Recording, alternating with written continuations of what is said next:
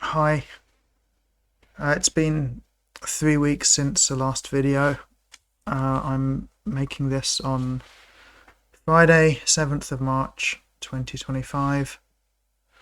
I've been really sick, and yes, in this video I'll talk about what's been happening over the last 3 weeks and what may happen next. So,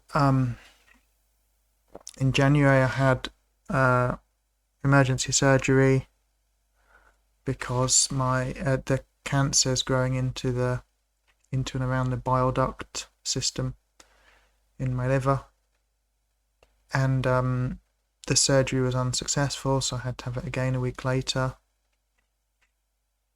And the recovery is very slow. I'm still not properly recovered. Meaning my liver is still not functioning normally. Probably because of 8 years of damage to my liver from chemotherapy, radiotherapy, and liver surgery.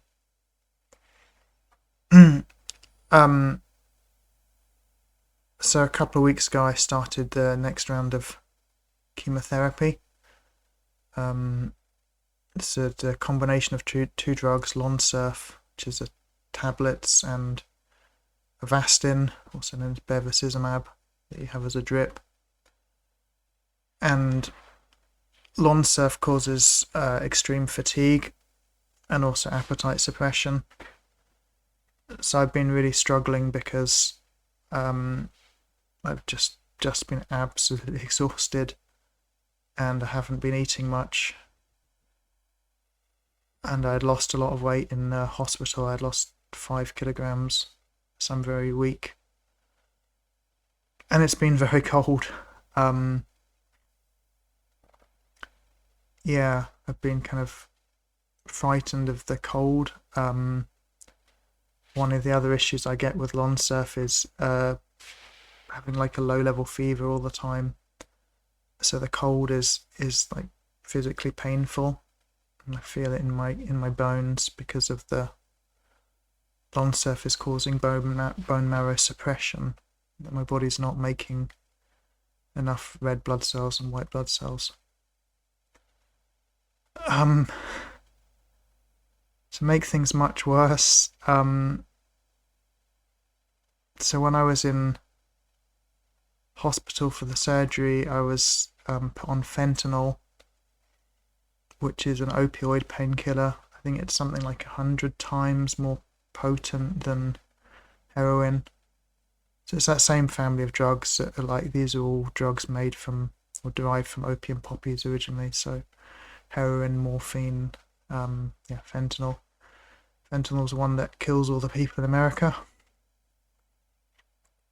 In a medical setting, you have it as a very low dose. So I was given like a patch that you stick on your arm, and slowly over 24 hours it releases like a milligram of fentanyl.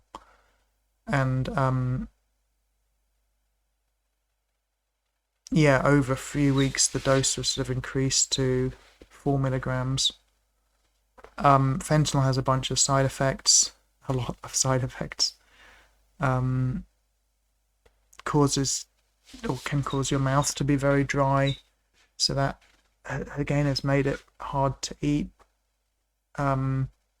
Causes a lot of like drowsiness in the daytime, so then you can't sleep at night time. So then I was also given sleeping pills and tranquilizers to take at night as well. So I was on those for quite a while, and then I've been trying to get off them. So I started reducing the dose of fentanyl, but I didn't kind of know what the steps should be. Well, the steps could only be 1 milligram because I was on 4 milligrams, and I have sort of 2 milligram patches and 1 milligram patches. So I sort of had a few days of 3 milligrams and a few days of 2 milligrams and a couple of days of 1 milligram, and then I stopped. And sort of, 1 or 2 days later, I think I got really, really bad withdrawal symptoms. It was only like a week and a bit ago, but it's still sort of continuing. Really bad depression, suicidal thoughts, just like weeping all day. And then because my sleep has been really bad, the sleeping pills and tranquilizers, the sleeping pill in theory helps you get to sleep and stay asleep, but it's not refreshing sleep because of the way sleep works. Like our sleep has phases, and with sleeping pills you only go into the light phases. You don't go into like the deep sleep that's really important. And then I am often waking up during the night, and many times during the night, or lying awake for hours during the night trying to get to sleep. And with the tranquilizers, it's kind of okay. You don't care. You're aware that you're struggling to sleep, but you don't care. But both those drugs are making the daytime very difficult, so I stopped those. So that's been tough. Last night, I got some sleep. It wasn't a good night, but it wasn't as bad as it's been for a while. But this is just like this whole other world of really nasty drugs that I didn't know a lot about. I mean, I had sleeping pills before, when I've sort of had cancer surgery, and it's been hard to sleep. And sleeping pills are always bad news. But fentanyl. Oh, I was also taking another opioid during the day as well, what they call like a rescue medicine. So I stopped that. So I'm hoping over the next few weeks my sleep will improve a bit. It sounds dumb, but Japanese house, I live in an old Japanese house, and there's no insulation. It's freezing cold. So like sleep is kind of tricky when you're in like an ice cold room. You're warm in bed, but you're struggling to sleep, and then you might get up in the night to go to the bathroom or whatever, and and when you've got a weak heart like I have from all the chemotherapy, it's all bad. A few weeks ago I had a liquid biopsy, which is a blood analysis, so I should get the results from that in a sort of a week and a half or something. I also had another surgery. This was a tissue biopsy, so they removed some cancer tissue. I don't know if you can see the scar here. So a cancer sort of reached below my left collarbone in the lymph nodes there. So had one of the bigger lymph nodes taken out to use as a biopsy. There's no benefit having cancer removed from your body in small amounts. It's not like a bonus that some cancer's gone out. That's completely irrelevant. But the tissue can be used for analysis, and possibly some kind of mutation may be found in either the liquid biopsy, which is a genetic blood analysis, or this tissue biopsy. The other reason I had the tissue biopsy is because sometimes to get into clinical trials they want a recent tissue biopsy, so it's sort of useful to have. I'm not particularly optimistic about it's not likely that there'll be some new mutation found. I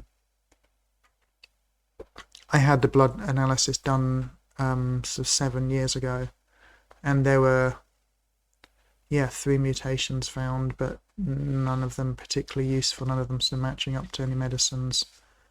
It's possible a new mutation will be found, but one issue is, would there be any medicine that matches to that? If there is that medicine kind of approved and being used? And even then, would it do any good? Because there may be a lot of the cancer in my body that doesn't have the mutation. This is one of the problems with these so-called targeted treatments.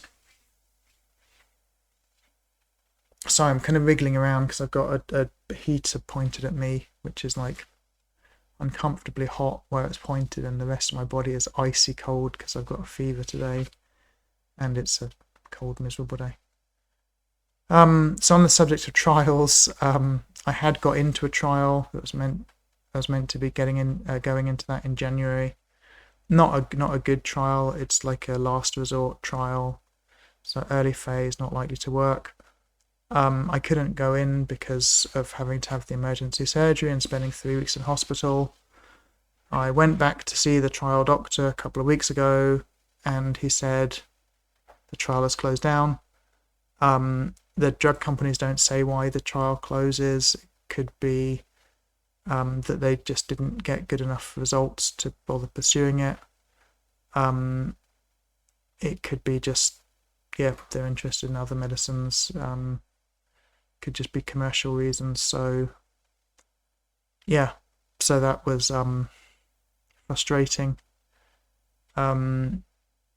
Drug companies don't say in advance what trials are going to be happening in the next months and years, so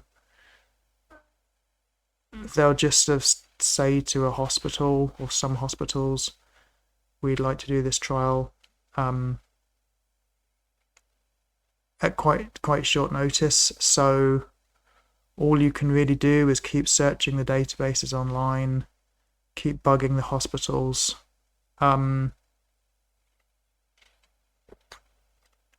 So at the moment, because the chemo is so tough on me, a trial is really my only chance of living much longer. I did have a cycle of immunotherapy recently, but the immunotherapy I have is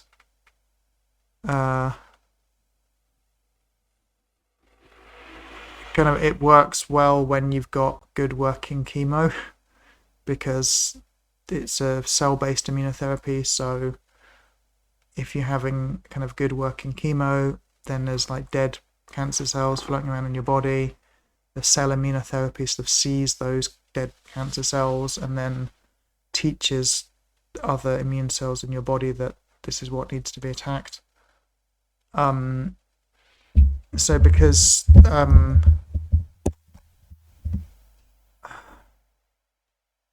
because the chemo is probably not working really, or not working much, maybe the benefit of the immunotherapy was not so big. Also, I'm not eating enough, and that causes immune suppression, again meaning the immunotherapy is less effective.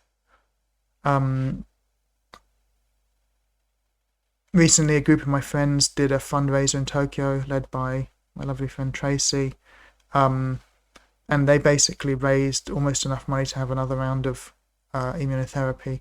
Unfortunately, because of all the medical bills from surgery and stuff, I've used like half that money to pay for surgery and chemo and some tests. So I still need a bit more to get another round of immunotherapy, but hopefully I'll be able to do that in a few weeks. So at the moment, another complication is when I did the surgery in January, the surgeon discovered a stomach ulcer. It's not clear if it's a stomach ulcer that kind of was made by my stomach, I guess, or if it's cancer invading the stomach from the outside. I don't know if it's possible to tell, but I'm going to have another check, a gastroscopy on Monday, so I have the be sedated and have the stomach camera in. Hopefully the stomach ulcer is healing up okay. We'll find out. But that's been a big problem because when you have a stomach ulcer, there's lots of painkillers you can't use. Yeah, so that was an issue. And then, so yeah, stomach cam on Monday. Thursday, I'm due to start the next round of chemotherapy, but I'm going to have to tell the oncologist I can't do it. Which is really, really difficult because I may be feeling a bit better on Thursday, and your mind kind of wipes out the memory of the suffering. And when you're sat there in the clinical consultation, kind of looking at blood test results and stuff, I wouldn't say it's like a pressure environment, but it's not a good environment to make a treatment decision. So yeah, I'm going to force myself to say no. And then my calendar. The next day, Friday, meet the precision medicine doctor, get the results from the genetic testing. If there's some mutation, maybe there'd be some treatment available, but it's a whole series of maybes, so the likelihood overall is very, very low.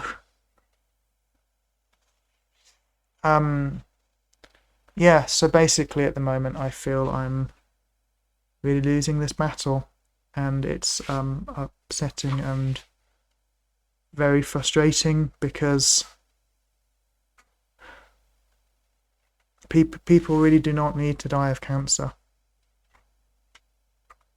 They really don't. The problem is the medical system. The problem is the whole direction of oncology is wrong.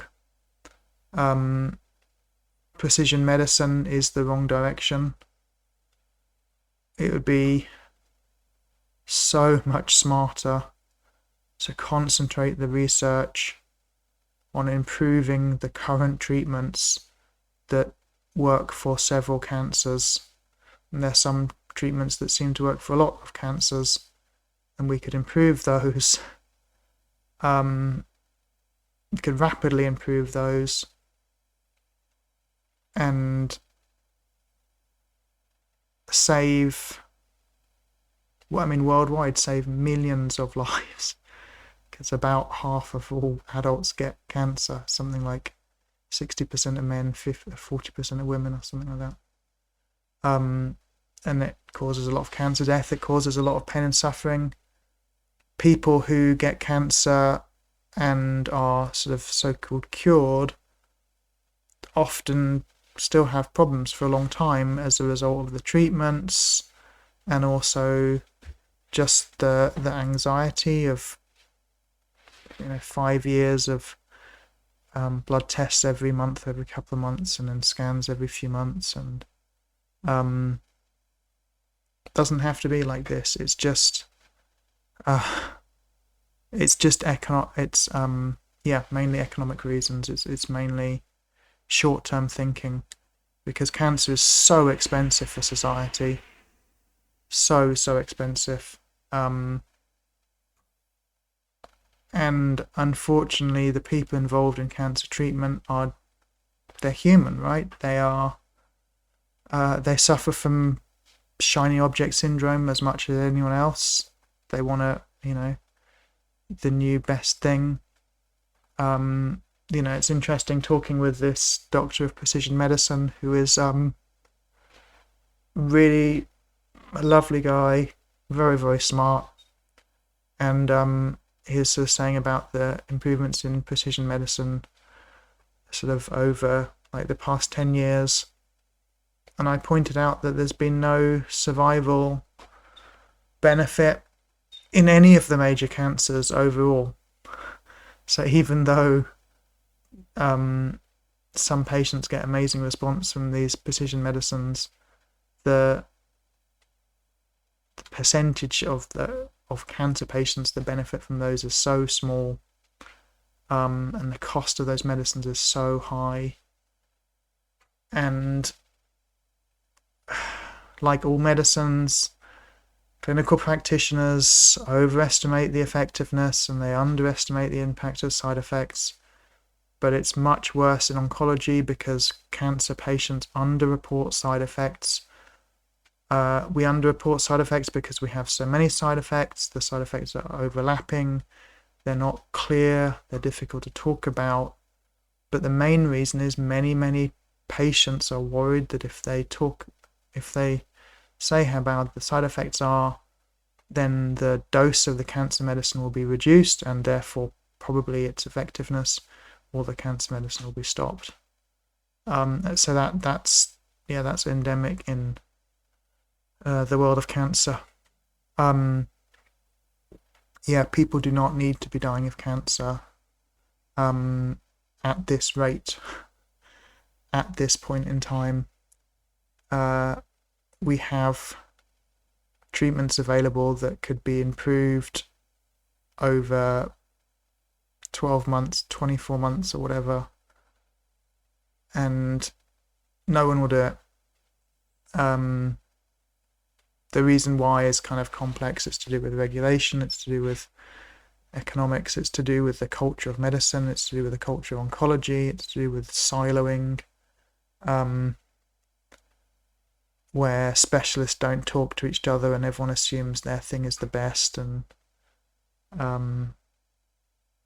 but it's so distressing. And I know it's not cancer, it's a lot of other things like this. Humans could sort out the environment.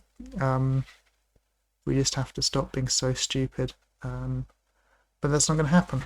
So on that bright note, I will end the video. Thank you so much for support. Please comment if you can. That makes a huge difference to me. Please hit the like button because then other people see the video. Please hit the subscribe button because then a lot more people see the video. And as always, if you can share my fundraising link, that gives me the best chance of living longer, because even though in my current state the immunotherapy is less effective than it has been previously, it's side effect free. So it's like it's all plus and no negative, except the very high cost of like a couple of $1,000s per round of treatment. Okay, thank you so much for watching. Please like and subscribe and share the video. That does make a massive difference because of how YouTube and Google works. And I'll try and do another video probably next weekend after I have seen the oncologist, had the gastroscopy and got the genetic results and stuff. So talk to you then. Thank you.